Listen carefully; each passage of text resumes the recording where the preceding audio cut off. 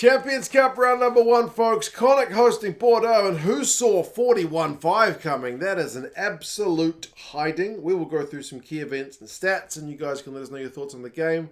But yowza, that is not the result that Connacht were looking for at home. They went into this one as mild favourites with the bookies, but got absolutely hammered 6-1. Unbelievable stuff. I watched it a bit delayed. My daughter had her end-of-year dance recital. She's like 5. She was a mermaid. Seemed to enjoy that pretty well. And, after that, came home, watched some rugby. And Connacht had the early pressure, man. Knocking on the door. All the pressure, all the territory, all the possession. After Bordeaux decided to play it from their own half and didn't really get much of an exit going. Like, short kick for their exit. Seemed to put them under heaps of pressure. Prendergast down the left wing. Bordeaux conceded a penalty. Connacht off for the corner, which is ambitious. They maul it. They get held up. Bordeaux don't really exit properly. They concede another penalty. Connacht go for touch again. This time they lose the line-out. Kind of echoes of last week against Leinster when their line-out was atrocious. Line-out was a bit better this week, but that was a real let-off. And then a sign of kind of the danger that Bordeaux's got was basically their first proper chuck around of the ball. Falatea, the big prop, suddenly got a big line break, and he's one pass away from setting up his team for a try, but he ends up passing it to a Connacht player. So very, very dangerous. And then a few minutes later, Bordeaux get the try anyway. First try of the game. Luku, Jalibert, they get it out to the right wing. And, cut back inside from the fullback Burros. It's a great angle, and it's 7-0.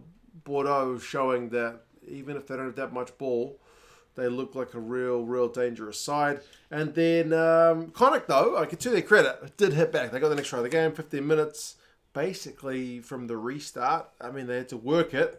It wasn't like the Bordeaux one, which was straight away, but they worked themselves a good bit of field position into the corner. They go for a maul again, and Hurley Langland's able to peel off that maul to get his boys over for a try. So 7-5, very much still game on. You'd like to get the conversion, but the wind is pretty strong. It's Galway, tends to be that way, but yeah, 7-5. Bad news for Connacht, though. Mac Hansen, who's had to stop to have his foot strapped up, can't run it off, so he goes off on 21 minutes, so it's another injury in the Connacht backline. And then Peno gets a try on 23 minutes. It's an absolute try-scoring sensation for Bordeaux since joining the club. Crazy hands from Bordeaux as well. Like, the stats for their offloads are just nuts. Jolmez with the line break, and then Tatafu with the final offload. So French international, Japanese international, great hands all round. They can really just hit you from nowhere. So 12-5. 12-5, and that's the score that they would go into the sheds with, but we're only 23 minutes, so the rest of the first half kind of plays out scoreless, although Hanrahan had another let-off chance where he kicked the ball dead. I know he's trying to chew off those extra meters, but yeah, you need to be taking those chances. So I do feel like Connacht will be disappointed they didn't score with the initial bit of pressure, and they missed the chance with that kick dead. But Bordeaux, as I mentioned, showed they can have the ball one phase and they can just go length of the field, run it out their own half and do something nuts. So dangerous side. Second half, and the Bordeaux offloading game just gets underway pretty much straight away. Luku with a half break, inside ball to Burros, who offloads to Uberti, the winger, and they're over in no time. They missed that conversion as well, but you go from 12-5, which is still game on, to 19-5, which is, Connacht better score next. Bordeaux are chasing down a bonus point. Connacht went through some phases. Hurley Langdon did look to have gone over for a second, but he drops it right over the line. So Connacht, man, just missed chance.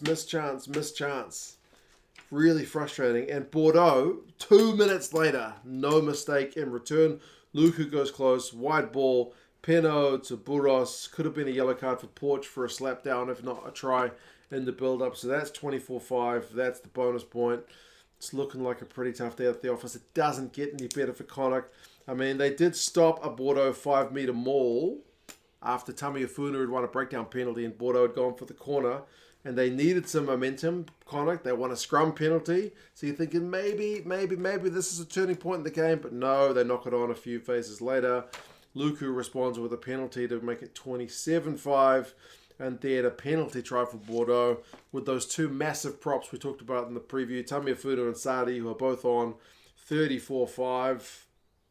Yeah, she's getting pretty ugly from a Connacht point of view, but it's good to see the forwards get that penalty try when it's all these bloody outside backs getting the rest of them. So good try for the forwards.